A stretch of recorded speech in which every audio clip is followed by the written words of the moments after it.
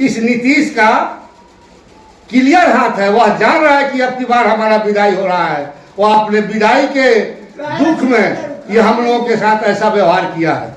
आज तक किसी भी रैली में इस ढंग का नहीं हुआ था। जो रैली से वापस आने वाले लोग 4 बजे और 3 बजे भोर में अपने घर पर पहुंचे हैं। यह नीतीश जी का तो पहले ही श्राद्ध हो चुका था, वो पहले ही मर चुके थे। नमस्कार, मैं विनय कुशवाहा, आप देख रहे हैं ए न्यूज बिहार। हम पहुंचे सारण जिला के अमनौर विधानसभा अंतर्गत मकेर में। हमारे साथ में जन स्वराज पार्टी के कद्दावर नेता, जन स्वराज पार्टी के पूर्व जिला अध्यक्ष राम पुकार मेहता जी हैं, जो अमनौर विधानसभा के प्रबल दावेदार हैं। आइए हम बिहार विधानसभा चुनाव के साथ साथ बिहार बदलाव रैली जो हुआ उसके बारे में चर्चा करेंगे और आने वाला जो बिहार बदलाव यात्रा है प्रधान जी के द्वारा चालू किया गया है और उसकी भी चर्चा करेंगे। पहल आपका ए न्यूज बिहार में स्वागत है। सबसे पहले तो मैं आपके चैनल तथा आपके चैनल के माध्यम से सुनने वाले जितने भी श्रोतागण हैं, मैं सभी को अपनी तरफ से क्रांतिकारी अभिनंदन करता हूँ। सर, बिहार बदलाव जो रैली हुआ 11 अप्रैल 2025 को पटना के गांधी मैदान में, उसके बारे में विरोधियों द्वारा कहा जाता है कि यह रैली पूरी तरह से फ्लॉप रहा है।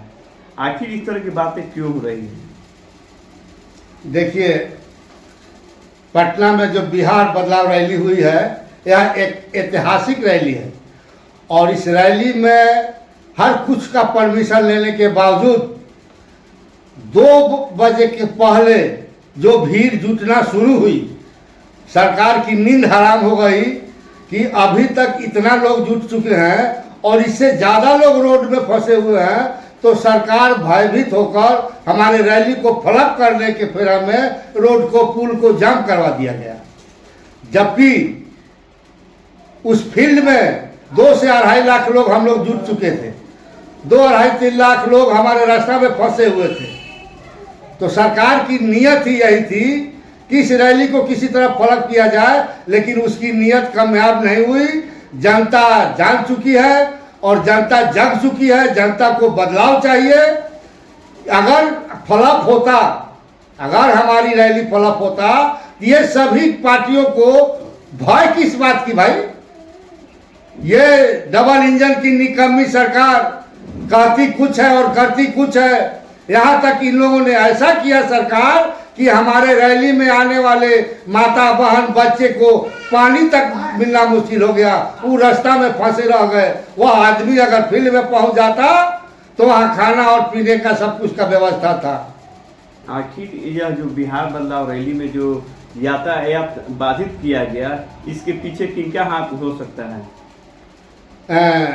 यह सरकार जो है डबल इंजन की निकम्मी सरकार, यह नीतीश जी गूंगा बहरा, इस नीतीश का क्लियर हाथ है। वह जान रहा है कि अब की बार हमारा विदाई हो रहा है। वह अपने विदाई के दुख में ये हम लोगों के साथ ऐसा व्यवहार किया है। आज तक किसी भी रैली में इस ढंग का नहीं हुआ था। जो रैली से वापस आने वाले लोग 4 बजे और 3 बजे भोर में अपने घर पर पहुंचे हैं। यह ऐतिहासिक रैली है, यह रैली फ्लॉप नहीं है भाई।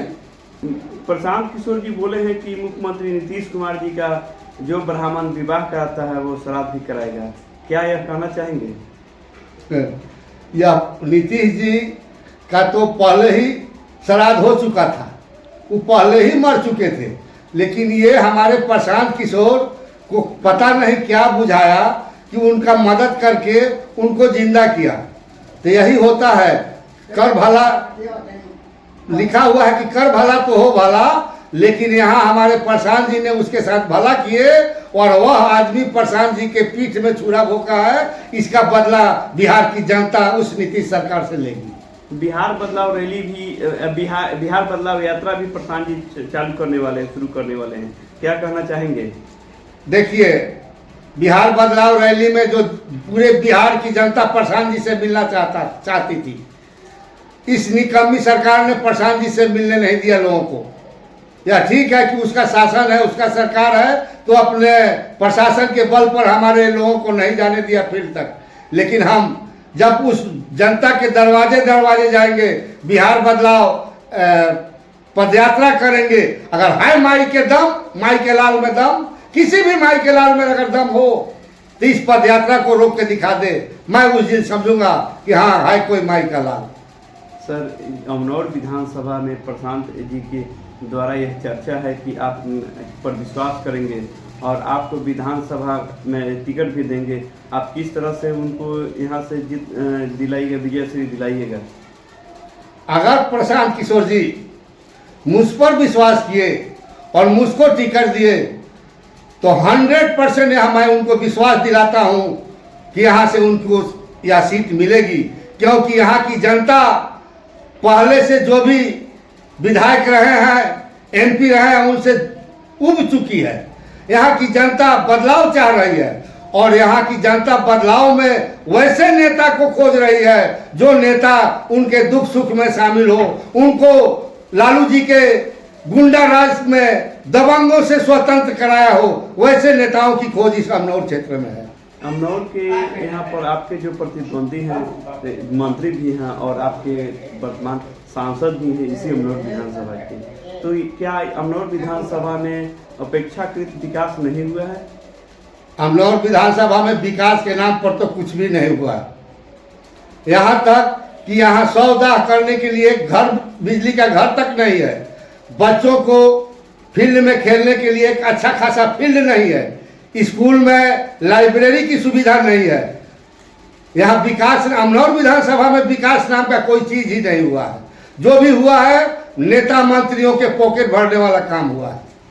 बहुत बहुत धन्यवाद।